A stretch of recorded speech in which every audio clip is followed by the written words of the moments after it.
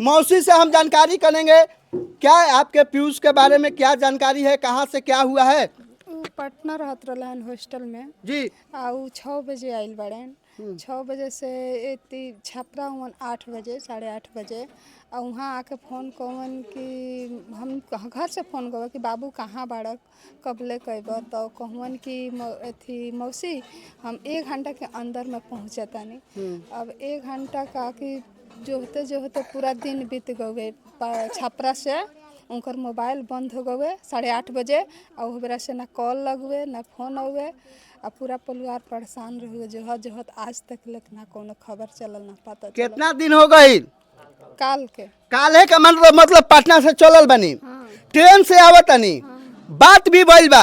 हाँ कहाँ तकले वहाँ के बतौले बानी कि हम मतलब कि आ गइल बानी छपरा तक ले छापरा तकले। जी छापरा के बाद मतलब फोन नहीं खेलागत, ना स्विच ऑफ हो गई मोबाइल स्विच ऑफ हो गइल बा। जी ओकरा बाद में कुछ मालूम नहीं कुछ चलल। मालूम नहीं के चलल।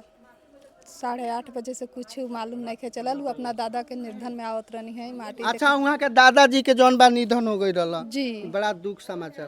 तो वही में आवत रहन कि हम अपना दादाजी के कंधा अंधा लागे वही से ये सब घटना घट तो ई मतलब पीयूष जी हो जा पटना में का करत रहनी है? पढ़त रहन। पढ़त रहनी है। कोनो नासा वसा नानू करत कुछ नहीं? ना एकदम कौनो नासा ना केहू से ले देना कुछ ना एकदम।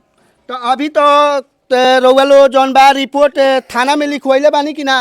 लिखल दियाइल बा। बढ़िया थाना पड़ेला नु। जी बढ़िया।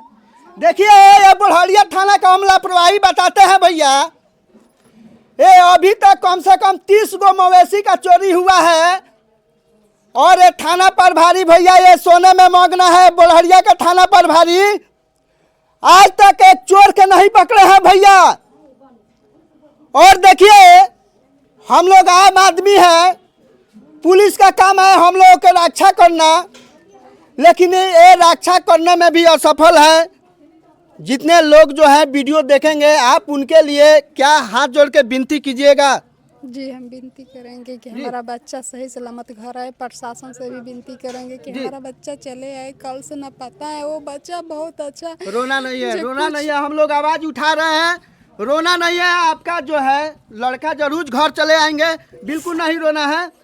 और देखिए ये मौसी का रो रो के हालत खराब है। और आप लोग जो है ये वीडियो को ज़्यादा से ज़्यादा शेयर कीजिएगा, क्योंकि इस घर का नंबर और पीयूष जी का फोटो हम डिस्प्ले पर चला देंगे।